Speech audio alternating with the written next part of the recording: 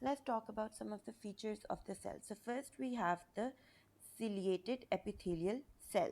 So the function of this is the movement of mucus in the trachea and the bronchi. So the cilia on top of it can easily remove the mucus in the trachea and clear the throat. Then we have the root hair cell.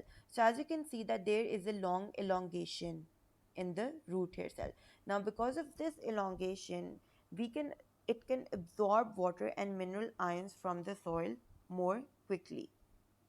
So basically, it increases the surface area to ensure maximum absorption of water. Also, the walls are thin. That means that the water can move in quickly.